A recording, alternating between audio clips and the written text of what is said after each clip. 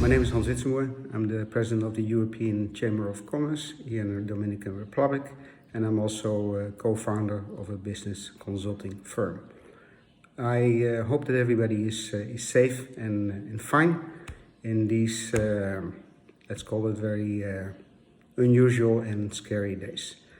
For those afraid of change, well, for those, the coming months are going to be a roller coaster. By now, everybody is aware that we can throw overboard our business continuity plans, our disaster recovery procedures, and all plans for situations we could foresee. I'm pretty sure that very few have plans for what is happening in the world today.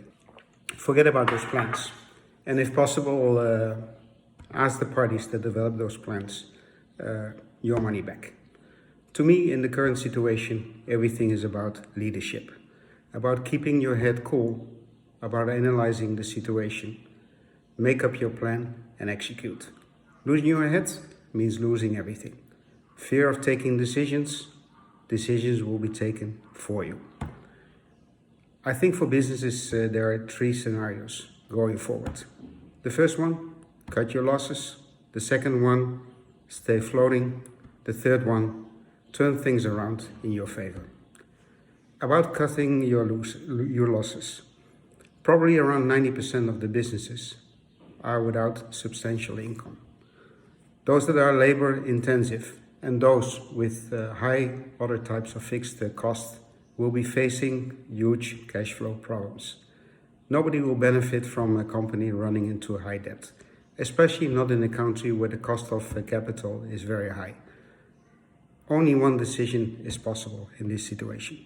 Cut your losses. Do it fast, do it in one go, in a fair and most important, in an intelligent way. People that are core to your business, you keep. People that are loyal, that have been loyal for a long time, you let go last, etc. My recommendation is to do a short restarting your business planning exercise, to make sure you do not make your life more difficult than required for when things start picking up again. So far on cutting your losses. About stay floating. Best comparison is you floating in the sea. Survival depends on the quality of your life vest and on when help will arrive. You basically hold your breath, take care of your responsibilities, and keep a close eye on your cash flow. Based on my experience with the companies in this part of the world, I would suggest to be very honest to yourself. How much fat does your organization have?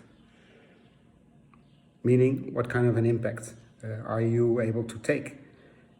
And are you used to work with financial instruments, such as cash flow projections? In many cases, businesses here only look at the balance of their bank account to see how their business is running. For those cases, I suggest just forget about the floating option, and start cutting your losses. About turning things around in your favor. This is for people with the idea, that problems don't exist and that there are only opportunities. Turning things around into your favor might not always work, but at least you can give it a try. A changing world always brings new opportunities that before did not exist.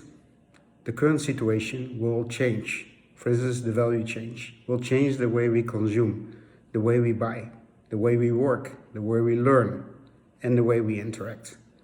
We already see massive increase of online businesses. Take the amount of people that Amazon and Walmart are hiring. We see an enormous increase in takeaway and pickup businesses. When I first arrived here in the DR, I had to laugh about passing by with your car at the bank. I was basically not used to it. I'm from the Netherlands. Now you see many businesses worldwide, also in the Netherlands, implementing this method. Even for testing on the coronavirus, as they do in the US, in parking lots. The virus forces people to adapt to e-commerce, electronic banking. We also see far less cash in the street. We change because we don't have a choice. Question is whether we will change back. The longer the time this virus takes, the more likely that changes will become permanent. For business leaders, important to recognize the new patterns, the changed buyer-customer behavior, and the opportunities in terms of new services, new businesses.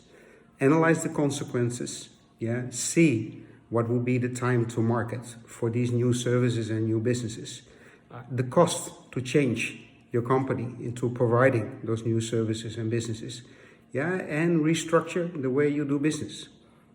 Speed is the most important factor. Speed of understanding what is happening, speed of making decisions, and speed making the changes required. I would like to wish everybody all the best over the coming period. If any questions or any ideas, just let me know. Please stay safe. Thank you.